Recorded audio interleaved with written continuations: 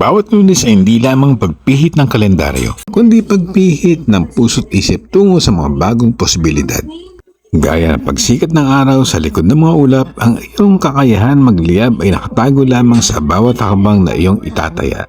Huwag mong isipin na ang Lunes bilang umpisa ng pagod, kundi isipin mo ito bilang paghimat ng paglago. Bawat pagsubok, bawat tawanan, at maging bawat kape na iyong iinumin ay magiging kasangkapan mo sa paghubog ng iyong kwento.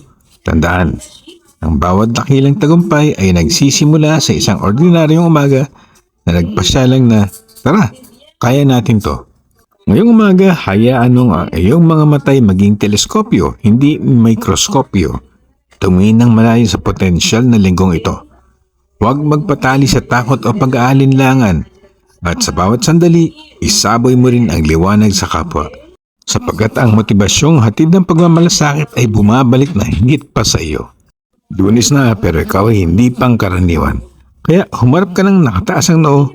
Ang iyong pagkilos ngayon ay magiging alamat bukas. Magandang umaga.